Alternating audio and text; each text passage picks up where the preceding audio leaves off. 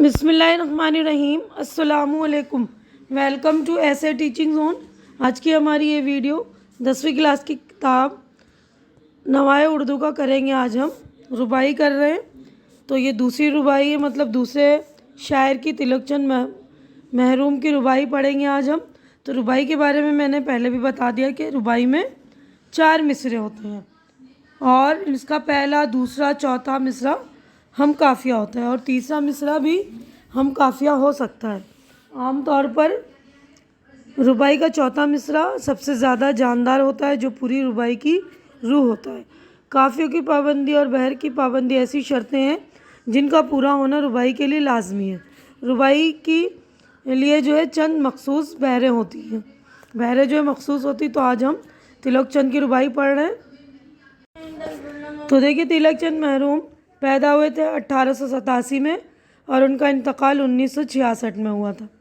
تلک چند نام اور محروم تخلص۔ گجرانوالہ میں پیدا ہوئے تلک چند محروم کی زندگی کا بڑا حصہ درس و تدریس میں گزرا۔ محروم نے اقبال اور سرور جہاں آبادی کے کلام سے متاثر ہو کر نظمیں لکھی۔ بیشتر نظمیں مناظر فطرت، حب الوطنی اور قومی سیاست اور سیاسی موضوعات پر ہیں۔ بچوں کی ذہنی تربیت کے لیے محروم نے متعدد نظمیں لکھی ہیں۔ محروم نے نظموں کے ساتھ ساتھ غزلیں بھی کہی ہیں اور رباعیاں بھی۔ محروم صوفیانہ مزاج رکھتے تھے۔ ان کے کلام میں عارفانہ مضامین، انسان دوستی، مذہب و اخلاق اور ہندو مسلم اتحاد جیسے موضوعات ملتے ہیں۔ ان کا پہلا مجموعہ کلام محروم کے عنوان سے 1916 میں شائع ہوا۔ بعد میں گنج معانی، کاروان وطن، رباعیات محروم اور نئے رنگ معانی وغیرہ شائع ہوئے۔ تو یہ ان کا تعارف ہو گیا مکمل۔ اب ہم ان کی ربائی پر بڑھیں گے۔ ان کی پہلی ربائی 2 ربائی ہے اس بک میں، ہمارے نصاب میں یعنی ہمارے سلیبس میں 2 ہے۔ تو یہ دیکھیے، پہلی ہے ربائی یہ والی، تو اس کو پڑھ کر میں آپ کو اس کی تشریح بتا دوں گی۔ تو دیکھیے، اس کے 4 مصرے ہیں نا۔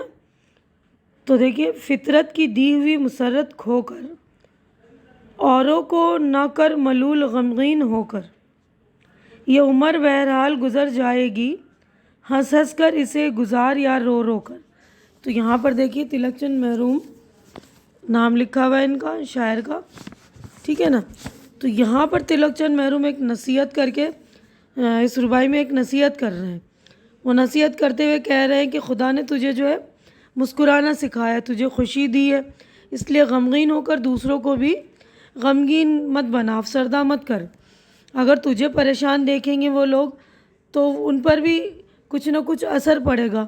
عمر تو ہمیں گزارنی ہے نا، ابھی ہمارے ہاتھ میں کہ ہم رو کر گزاریں یا خوش رہ کر، یعنی کہ خوش رہ کر بھی ہم گزار سکتے ہیں نا۔ رو رو کر گزاریں گے تو دوسرے ہمارے ہم سے تعلق رکھنے والے لوگ ہیں وہ بھی ہمیں دیکھ کر دکھی ہوں گے نا، تکلیف ہوگی ان کو بھی۔ تو دیکھیے، یہاں پر ہماری ربائی ہو گئی کمپلیٹ، اس کی تشریح یہاں پر دیکھیے مشق ہو گئی اسٹارٹ۔ یہاں لفظ و معنی، ان الفاظ معنی ہے۔ پہلا لفظ ہے مسرت۔ مسرت کے معنی ہوتے ہیں خوشی۔ دوسرا ہے ملول، اداس، رنجیدہ۔ فطرت، قدرت، نیچر۔ اس کے بعد دیکھیے، غور کرنے کی بات ہے اس ربائی سے متعلق۔ اس ربائی میں شاعر نے یہ پیغام دیا کہ خدا کی عطا کردہ نعمتوں سے ہمیں فیض حاصل کرنا چاہیے، فیض یعنی فائدہ اٹھانا چاہیے۔ اس ربائی کا مطالعہ یہ بتاتا ہے کہ زندگی کا سفر کسی نہ کسی طرح طے ہو جاتا ہے۔ اب یہ ہم پر منحصر ہے کہ ہم اسے ہنس کر گزار دیں یا رو کر، ہے نا۔ یہ ہمارے اوپر ہے نا کہ ہم روئیں یا ہنسیں۔ اگر ہم دکھی رہیں گے، رو رو کے گزاریں گے، تو ہمارے تعلق رکھنے والے، ہمارے دوست احباب، ہمارے رشتہ دار وغیرہ، وہ بھی دکھی ہوں گے نا، اس لیے ہمیں ان کو دکھی نہیں کرنا چاہیے نا۔ اب یہ دیکھیے، سارا چیز غور کرنے کی بات بھی کمپلیٹ ہو گئی۔ اس کے بعد ہے سوالوں کے جواب لکھیے۔ یہاں پر دیکھیے، پہلا سوال، اس ربائی میں شاعر نے کیا پیغام دیا ہے، تو جواب دیکھ لیجئے۔ یہ پہلا سوال ہے، اس کے بعد اگلا سوال بھی ہے، دیکھیے دوسرا سوال بھی ہے اس میں، اور اس کے بعد عملی کام بھی ہے۔ تو یہ مکمل کر کے ہم سیکنڈ ربائی پر آئیں گے۔ تو جوابات دیکھ لیتے ہیں پہلے ہم۔ تو دیکھیے، پہلا جو سوال تھا کہ اس ربائی میں شاعر نے کیا پیغام دیا ہے، تو شاعر کہتا ہے کہ زندگی گزارنے کے دو طریقے ہیں، خوش رہنا اور دوسروں کو خوش رکھنا، یا پھر خود بھی غمگین ہونا اور پھر اپنے ساتھ دوسروں کو بھی رنجیدہ کرنا۔ اس لیے بہتر ہے کہ آدمی کی جو بھی حالت ہو، زندگی ہنس کر خوشی سے گزارے، خوشی ہو کر گزارے، تاکہ دوسرے لوگ پریشان نہ ہو اور انہیں جو ہے مسرت ملے، یعنی وہ بھی خوش رہیں۔ اور دوسرا سوال ہے اس ربائی میں کون کون سے قافیے استعمال ہوئے ہیں، تو جواب دیکھ لیجئے۔ تو اس ربائی میں قافیہ جو ہے کھو، ہو، رو قافیے استعمال ہوئے ہیں۔ تو اچھی طرح سے آپ لوگ جوابات دیکھ لیں گے۔ اب ہم نیکسٹ ربائی کی طرف بڑھیں گے۔ اب دیکھیے عملی کام میں، پریکٹیکل ورک میں ہے یہ کہ اس ربائی کو بلند آواز سے پڑھیے اور زبانی یاد کیجیے، یعنی جو ہم نے ربائی پڑھی اس کو آپ لوگ زبانی یاد کریں گے۔ اب دوسری ربائی ہماری اسٹارٹ ہو جاتی ہے نا، تو اس کو میں پڑھ کر اس کو بھی ایکسپلین کر دوں گی، تشریح کر دوں گی۔ اس کی تشریح لکھنے کے لیے سیاق کو سباق کے حوالے سے اگر کہا جائے گا تو آپ اس طرح لکھ سکتے ہیں کہ یہ ربائی جو ہے تلک چند محروم کی لکھی ہوئی ہے۔ اس ربائی میں انہوں نے یہ بتایا، جو بھی ربائی کی تشریح وہ بیان کر دیں گے ہم۔ تو اس ربائی کو میں پڑھ کر اس کی تشریح بتا دیتی ہوں۔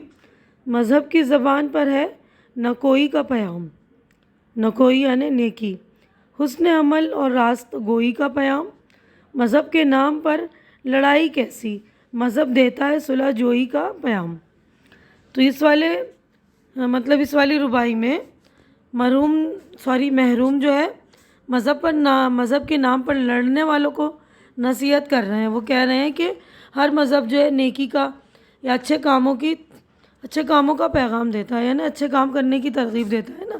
کوئی سا بھی مذہب برے کام کرنے کی ترغیب نہیں دیتا، برا کام کرنا نہیں سکھاتا نا، کہ ہمیشہ ہمیں مذہب کہتا ہے کہ نیک کام کرو، نیکی ہی میں انسانیت کی بھلائی ہے۔ یہی نہیں، مذہب انسان کو سچ بولنا اور اچھے کام کرنے کی تلقین دیتا ہے۔ پھر لوگ کیوں مذہب کے نام پر لڑتے ہیں؟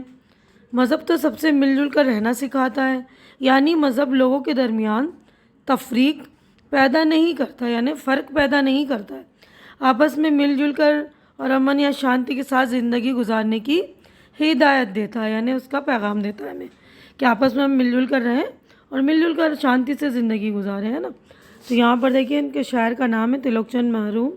اب یہاں پر ہماری مشق ہوگی اسٹارٹ۔ یہاں پر دیکھیے لفظ و معنی یعنی الفاظ معنی ہے، تو یہ نکوئی نیکی، راست گوئی سچ بولنا، صلح جوئی باہمی میل جول اور امن سے زندگی گزارنے کی کوشش، حسن عمل اچھے کام۔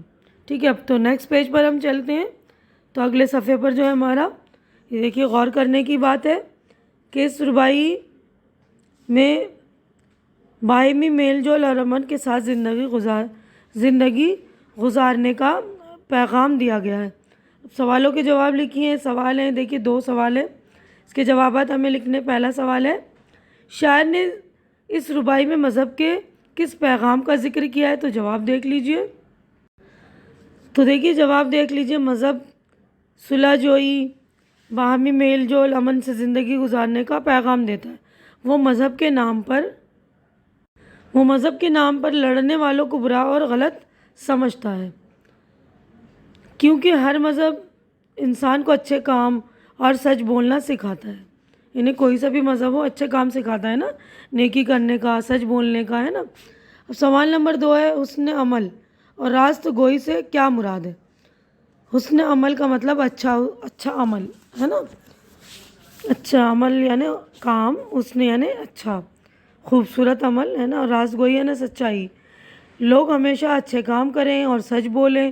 اگر ان 2 باتوں پر ہی عمل کر لیا جائے تو اختلاف پیدا نہیں ہوگا، ہر مذہب کے ماننے والے میل جول اور عمل سے زندگی گزاریں گے، ہے نا۔ اب یہ عملی کام ہمارا پریکٹیکل ورک کے نیچے دیے گئے الفاظ کے متضاد لکھیے۔ متضاد یعنی الٹے الفاظ، یعنی اپوزٹ ورڈ ہے۔ راست گوئی لڑائی نکوئی، تو لفظ یہ دیکھیے اس کے متضاد ہے راست گوئی دروغ گوئی۔ راست گوئی یعنی سچ بولنا، دروغ گوئی جھوٹ بولنا۔ لفظ ہے لڑائی یعنی جھگڑا، اس کا متضاد، اس کا الٹا جو ہے اپوزٹ ہے صلح جوئی۔ نکوئی نیکی بدی، اس کے متضاد ہے بدی۔ تو یہیں پر ہمارا جو ہے پوری جو ہے دونوں ہماری جو ربائی ختم ہو گئی، دونوں رباعیات کمپلیٹ ہو گئی ہیں۔